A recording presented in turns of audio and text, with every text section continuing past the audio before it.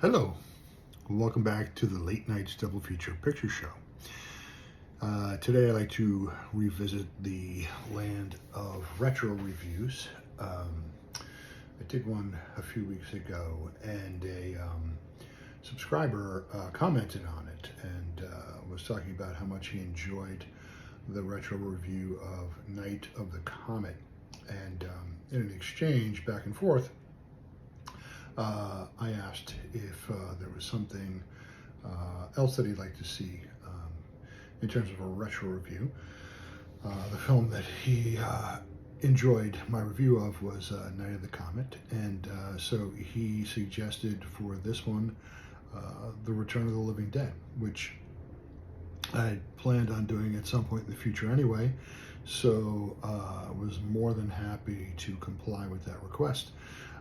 It's a benefit, right? If you're a subscriber, if you see something I've put on YouTube that you enjoy, and you comment, I may very well ask you what it is you'd like to see next, and if possible, I may very well end up doing that. So, as I say, we're going to be reviewing 1985's Return of the Living Dead. This movie runs 91 minutes.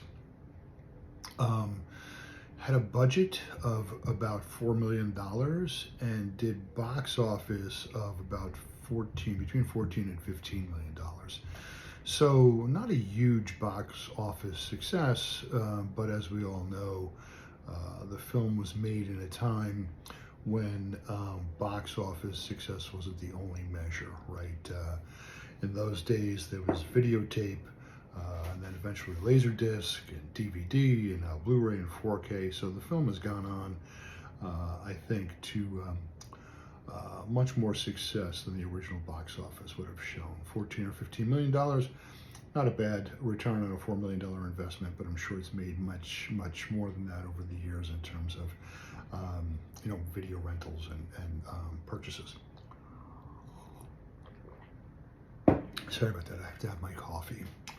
So, Return of the Living Dead was interestingly meant to be a Tobe Hooper project. John Russo, who split with George Romero after the making of Night of the Living Dead, retained certain rights to that title, Living Dead, and had written a screenplay which I think was going to be more along the lines of Night of the Living Dead. Not so much a horror comedy, which The Return of the Living Dead turned into, but more kind of straightforward zombie film with Tobe Hooper at the helm. Eventually, Tobe Hooper dropped off, and Dan O'Bannon became involved. Dan O'Bannon of Dark Star fame, John Carpenter's first film. Dan O'Bannon was involved in that, some of the writing, and actually has a starring role in Dark Star.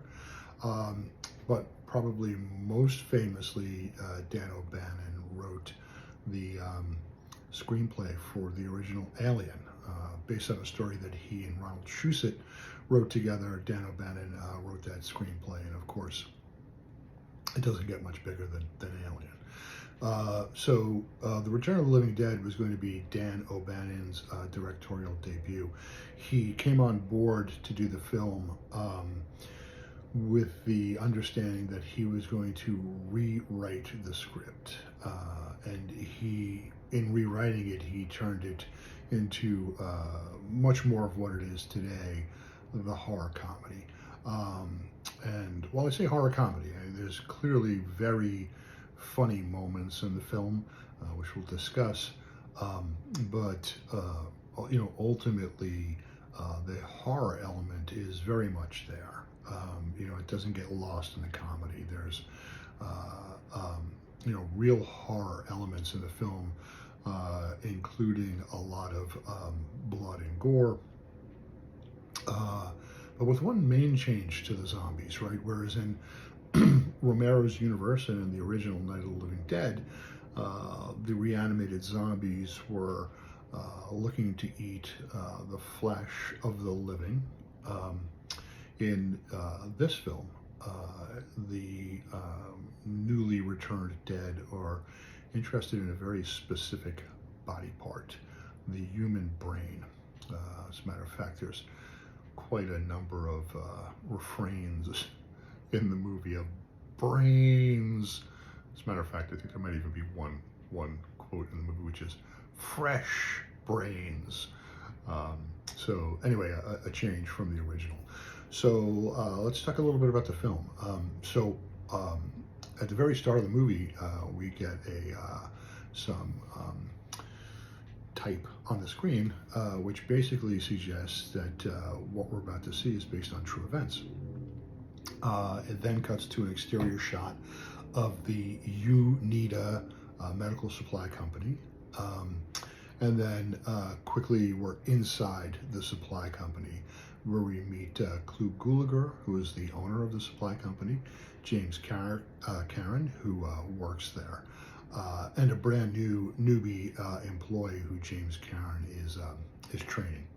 So Clu Gulager goes off for the weekend. It's the day before the 4th of July, leaves James Karen and the new worker behind at the medical supply place, and we get a tour of the facility, and James Karen is basically showing the skeletons, refrigerator where they keep corpses, an interesting section of the store where they keep split dogs for veterinary school purposes. So we go through that. We get a little bit of comedy in there also. James Karen is excellent in this movie. While seated at the desk and showing this young guy how to do some paperwork, the young guy asks James Karen's character, what's the weirdest thing you've ever seen? And James Karen starts to relate this story, which he purports to be true. And in a very meta moment, James Karen's character references Night of the Living Dead. He actually asks the kid, hey kid, have you ever seen the movie Night of the Living Dead? And the kid's like, oh yeah, that's the film where the dead come back to life and they chase the living. James Karen goes on to explain that that film, Night of the Living Dead, was based on true events, which of course the kid scoffs at and says, that film showed zombies taking over the world. That can't be true. And James Karen relates that, that it really happened, but that they had to change the facts around, or else the filmmakers, the original filmmakers of Night of the Living Dead, would have gotten in trouble with the government. So the story he relates is that in a VA hospital in Pittsburgh, that they were doing some tests on a something called 2,4,5-trioxin. It was something I believe he suggested in the film that was supposed to be sprayed on marijuana plants. So there's a leak in the hospital. That leak, the toxin, finds its way down into the morgue. Those bodies in the morgue reanimate, although not, at least in the James Karen version of the story, in a way that brings them to life, and they start walking around looking to eat people, but that they were twitching and moving around. So his claim is that the producers, the director of Night of the Living Dead, came across this information, being Pittsburgh filmmakers, and were told by the powers that be, if they told the true story, that they would be in trouble, so they basically made up the story, which becomes Night of the Living Dead. So, and the kid's kind of like looking at James Karen kind of like quizzically, like as if, not sure if he should believe him or not. And James Karen at that point suggests that they go to the basement where they can see one of the bodies, because, as he explains, the military, in looking to ship the bodies back to the original toxin maker, shipped them to the wrong address, and they ended up at the medical supply company. So they go into the basement, and there's a canister, a large canister with like a little window in the top, and he kind of cleans off the window, and inside you can see this corpse, kind of gnarly looking and desiccated and whatnot. And so the kid's looking at this, and he says to James Karen, these things don't leak, do they? And James Karen's like, no, these things are built by the United States military. And he slaps it. And when he slaps it, gas escapes, and immediately the two of them are overcome and they hit the floor, and then the title sequence begins. So all of this action that I described is all happening prior to the title sequence. I do want to step back and reference, there is a quick scene outside of the medical supply company where we meet this group of young people, like punk rockers, death metal people, including the inimitable Linnea Quigley, the fantasy of a lot of teenage boys' dreams. And basically they're kicking around. This is all supposed to take place in Louisville, Kentucky, and they're kicking around and trying to figure out where to party that night.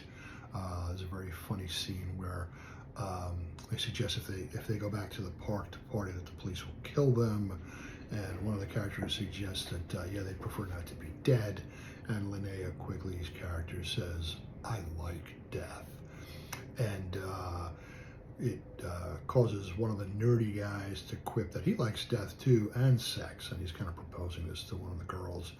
"Do you like sex and death?" And she's like, "Yeah, so why don't you just go fuck off and die?" So a little sense of the humor. So anyway, after the toxins escape, we see the title sequence, and over the title sequence we see this gas permeating the rest of the medical supply house, and then also like making its way out of the medical supply house, that this gas is kind of escaping out into the atmosphere. So that's the setup for Return of the Living Dead. So what we end up with a little later after the title sequence is that James Karen and the young character wake up after having been knocked out by the toxin. They don't look good. They look pale, pasty, really don't look good at all. They're coughing, whatever they inhaled is in their lungs, and they're coughing and whatnot. And so they wander back upstairs, and they're kind of a little freaked out by what's occurred. And while they're kind of walking around, trying to get their bearings after this accident, they hear a sound like a dog whimpering, and they go over and they come to realize that one of the split dogs, obviously dead, it's a split dog, is now alive and whimpering and moving around, and it leads to a very funny scene of James Karen like trying to beat it to death with a crutch, and all that causes the dog to do is to whimper some more. They then begin to hear sounds of movement from the cadaver storage room. As we saw at the beginning of the film, there was only one cadaver there at the time. James Karen explaining that they don't want to have too much inventory, and that they were expecting a new shipment of cadavers the following Monday. But it sounds like the one cadaver who is in there is now alive and looking to get out, and of course, they are freaked out by this. They're not quite sure what to do. So they call the boss. They call Gulager, and he comes back, and they explain what happened with the canister, and he berates them for being idiots. And he's trying to figure out what are they going to do with this dead body that's clamoring to get out of the cold storage room.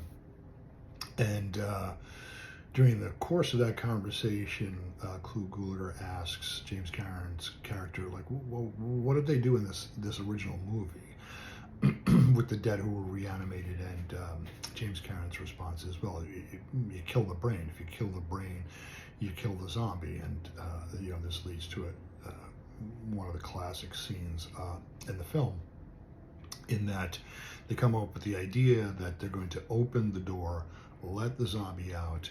Clu Gulager gives James Karen's character like a pick. Basically tells him, we're going to let him out, we'll pin him down, you hit him in the brain with this. And James Karen's not happy about this. He's like, I don't think I can do this. And Clu Gulager's like, hey, look, you got us into this, you have to do it. So they open the door, the zombie rushes right at Clu Gulager and jumps on him, and they drag the zombie off of Clu Gulager. They get him pinned on the floor.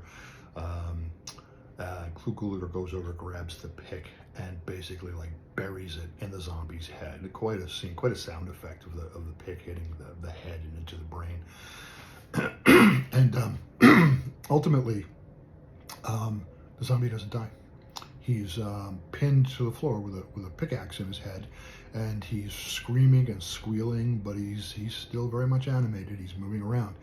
And one of the great things about this movie, and one of the things that makes it so funny, is the panic that goes on in these scenes. I mean, the ultimate like freak out of James Karen and the young character with him include, they're just hysterical scenes of like freaking out. So now they have to figure out, okay, so what are we going to do with this body? Now, in the interim, the young death metal punk group who are waiting for our young friend Freddie to get out of work, they end up at a cemetery which is right next to the medical supply place, and they're in there and kicking around, and there's a great scene of Linnea Quigley, who just completely strips down, completely naked, and does a dance on top of a crypt. Famous film, especially, again, I mentioned, for the teenage boys. I'm sure when this came out on videotape, there was a lot of pausing and rewinding for that particular scene. And what also begins to happen is that, while we were seeing this toxic stuff escaping the medical supply place, it was drifting up into the sky where there were storm clouds, and now it begins to rain, right? And the assertion is that all this toxicity, the stuff that brought the dog back to life and the corpse in the medical supply building back to life, is now been absorbed into the clouds and now coming back down as rain. So as we see that going on at the cemetery, and we get these images of the water like seeping down, really interesting shots of kind of like the camera being underground, and you get to see the roots in the dirt, and you get to see inside some of the coffins, and then you can actually see the water seeping down past the roots and into these coffins. And of course, inevitably, it's going to happen that these corpses are going to reanimate, right? So back at the medical supply building, Clu Gulager decides that they have to destroy the body since killing the brain didn't get it done. And they talk about certain acids that might do it, but ultimately there's a mortuary next door, which has a place where they can cremate bodies, crematorium. And he's been friends with the guy at the crematorium for 25 years, Clu Gulager has. And so they decide to bring the body over there, but they decide to chop it up first, which they do. They hack it up, they put it in black plastic bags, and they bring it over to the mortuary. The mortuary attendant is played by Don Calf, and he's great in this movie too.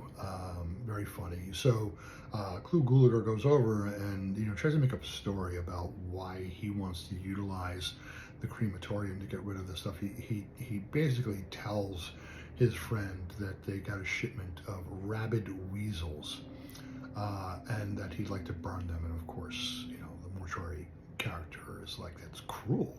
Why would you burn them alive? Let me shoot them first, and then we can burn them. And eventually, Clu Gulager has to come clean about this not being rabid weasels, and he has to explain the story. And when he opens up the plastic bag, these individual parts, the arms, the legs, the torso, they're all still alive. They're moving, right? As a matter of fact, they grab onto the mortuary attendant's leg and rip his pants. So eventually he agrees to use his crematorium to get rid of the body. In the meantime, the dead have started to reanimate in the cemetery after the rain has fallen, and they're climbing out of their graves. Eventually, the kids partying there come to the realization of what's occurring, and they look to find shelter, and they end up in the mortuary with the other folks. Okay, so we have the characters in the mortuary. They're looking to burn these body parts up to, they think, in their minds, end their problems, right? They don't have to reveal to the military that this canister was delivered to them, and they stupidly let the gases escape, and then it's reanimated the dead. So they're thinking, hey, we burn these body parts up and we're good. Simultaneously, you got the kids in the cemetery. They're having a good time. Very shortly, that good time is going to turn to terror as the dead will begin to reanimate in the cemetery and claw their way out of their graves.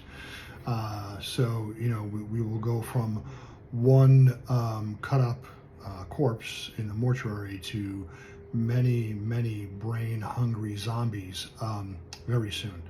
Now, there is a period in which one of the kids in the cemetery, the girlfriend of Freddy, who is in the mortuary with James Karen, remember, they've been affected by the gases and they're very, very sick at this point in the mortuary. Truth be told, they're actually dead or in the process of becoming the living dead, though people don't know that yet. So the girlfriend becomes concerned that it's past quitting time and Freddy hasn't shown up. So she finds her way over to the UNITA medical supply company. She eventually ventures down into the basement where our unfortunate friends were gassed. And at this point, we discover what's happened to the corpse that was in that canister. There's a kind of an elaborate sequence at the beginning of the film where after they slap the canister and the gas escapes, you kind of get a view down into the canister and you kind of see that corpse. You can really only see its face, like go through this elaborate melting sequence. Kind of like the sequence at the end of Raiders of the Lost Ark, when the Ark of the Covenant is open and the Nazis get their faces melted, if you remember that scene. So ultimately, we find out what's been going on with that cadaver, who is now out of that particular barrel. And it's the character that is known as Tarman. Because if you see the corpse, he kind of has that look, like kind of tarry, trippy kind of zombie. This performance by the actor who plays Tarman is just amazing, from the sense that this guy has like a control of his body, and he moves his body in such a way, it almost looks like he's disjointed. The way his body flows and moves, I mean, I can't even approximate it. So he's basically coming after the girlfriend. Freddy's girlfriend, not realizing that they're all over at the mortuary, is now trapped in the basement with the Tarman, and he's coming after her. And of course, he says the line "brains" as he goes after her. Of course, we have a sequence where she's trying to escape, and she's running up the stairs, and then she falls through the stairs, and there's that whole sequence. But eventually, she's rescued from Tarman. Meanwhile, back in the cemetery, the kids start to realize that there's something going on, that there are things happening with the graves that shouldn't be happening. And at the mortuary, now that the body has been put in the incinerator and burned, the attention turns to James Karen's character and Freddy. And they start to realize that these guys are really sick.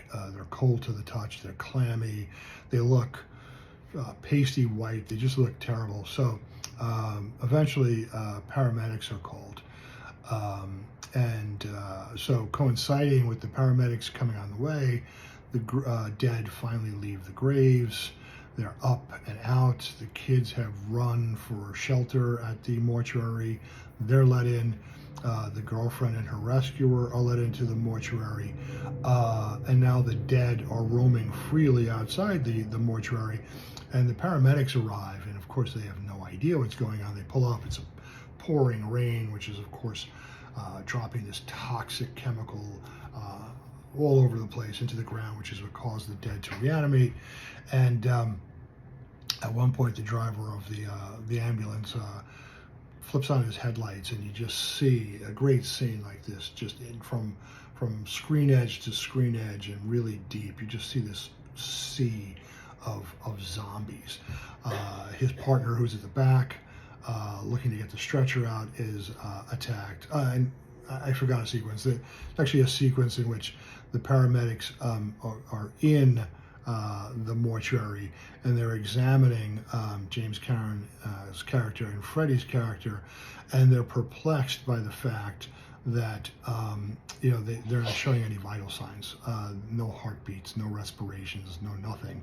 And as a matter of fact, they turn one of them over, and they find that pooling of blood in the body, which is typical of corpses, right? If you die and you're laying on your back and it takes a while for you to be discovered, what you'll see is that there'll be this dark bruising in the body, and that's where the blood has pooled, right? Your heart's no longer beating, your blood's no longer circulating, so your blood will pool at the lowest point in your body. So if you were laying on your back, up on your back, and they see these telltale signs in these guys, so they're freaked out, right? These guys are conscious and speaking, but they're showing every indication of being dead.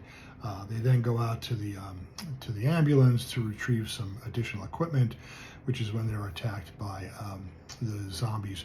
A great scene of these guys being massacred by the zombies. And as one of them is being massacred, the driver, you kind of see the shot from the interior of the ambulance out to the side of the ambulance, and a zombie basically has his face buried in the top of the ambulance driver's head, like sucking his brains out of his skull. And there's a call that comes over the radio, two-way radio, to the ambulance drivers. And there's this classic scene where one of the zombies drops the corpse and like kind of crawls into the ambulance, and grabs the microphone and perfect diction says, send more paramedics, right? Because they're looking for more food. They want more brains. They want more paramedics to show up, right? So hence a huge difference between obviously the Night of the Living Dead and Return of the Living Dead, aside from these zombies specifically wanting to eat the brains, whereas in Night of the Living Dead, they would just eat the whole body. In Night of the Living Dead, the zombies did not communicate vocally. They weren't able to verbalize. Whereas in this film, they clearly are able to speak. Although they're not really holding eloquent conversations, they're able to communicate, and as shown in this scene where the zombie tells the dispatcher to send more paramedics. Meanwhile in the mortuary, the paramedics have been attacked.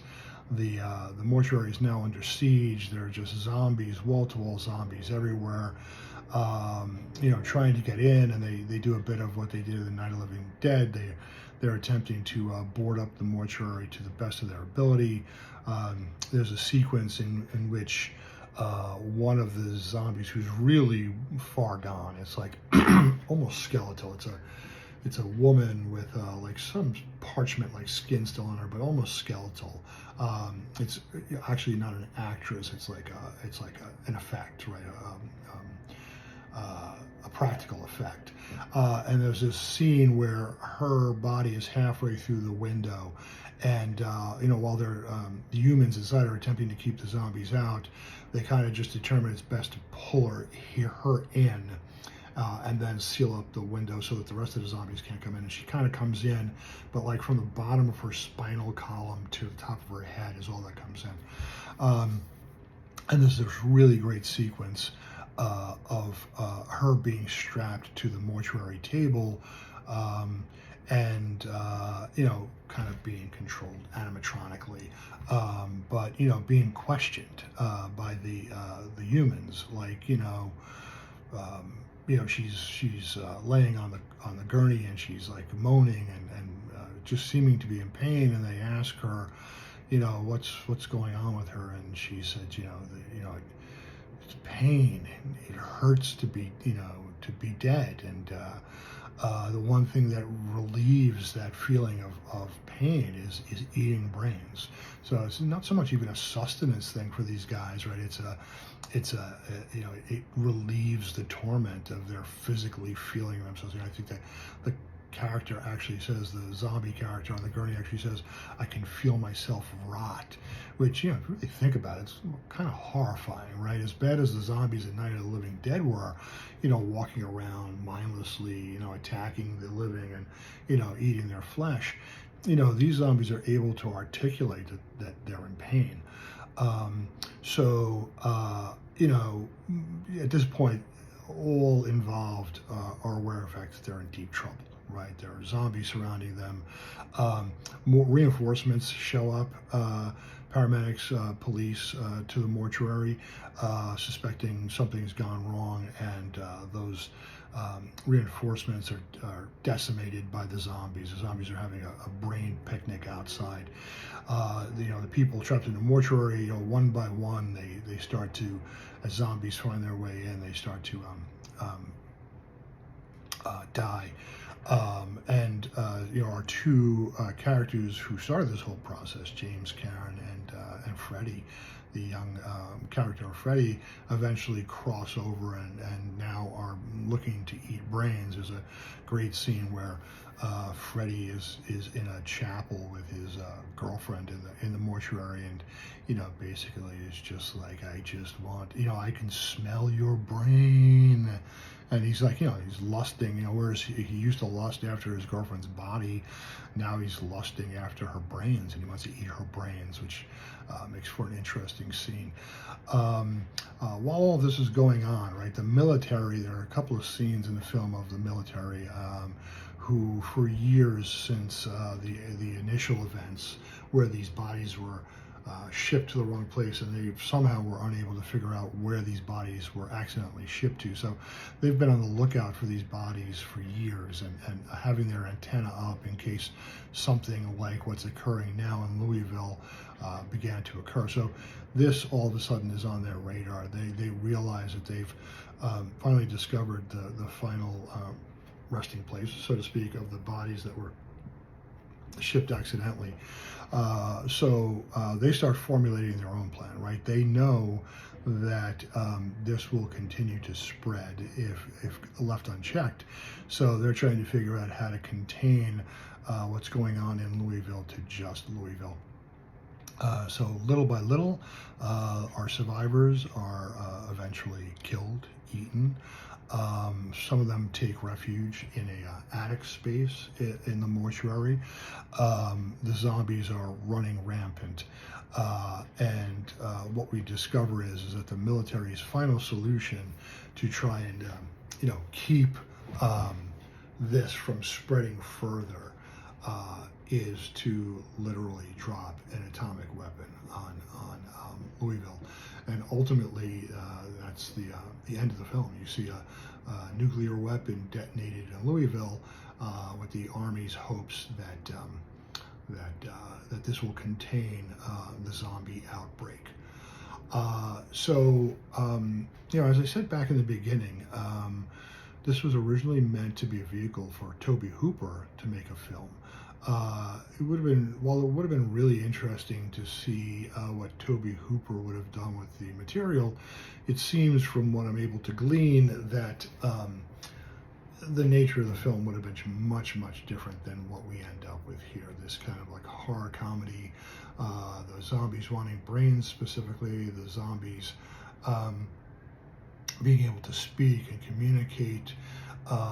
And in a lot of ways, while I think a direct sequel to Night of the Living Dead, that close to the time. So George Romero had obviously done Dawn of the Dead previous to Return of the Living Dead coming out, so he had done his own sequel. It would have been interesting to see what John Russo would have done with more of a straight sequel to Night of the Living Dead, but never being able to see what that final result would have been. Somehow I think that this is a more interesting option that we ended up with. A Dan O'Bannon script, Dan O'Bannon directed, and more of a horror comedy. A lot to say for the film, for Really great performances in the film, really funny stuff, some good dramatic scenes. So the writing is really well done. The acting very well done. For a relatively small budget movie, the special effects are great. The zombie effects and the gore effects are really really entertaining. So this is a favorite zombie movie of mine. Um, you know, while there are a ton of zombie movies that kind of play it more straight, straight horror, zombies coming back to life and killing and eating people, and I love those films also. This one is a horror comedy, is a particular favorite of mine. So as I do, I grade these films at the end of my retro review. And for Return of the Living Dead, I have to give this an A+. Just like all around entertaining, everything that you would want from a horror comedy, really funny bits, really horrific bits, really gory bits. Just all around very entertaining, and some entertaining music on the soundtrack too. Kind of reflects the punk rock, death metal nature of the kids in the movie, but some really interesting music also to accompany the film. There were several sequels made after Return of the Living Dead. I won't speak to those now, but I might just in the future if there's any interest in that. So having said that, thank you for joining me here today at Late Night Double Feature Picture Show for this retro review of Return of the Living Dead. And until next time, be good.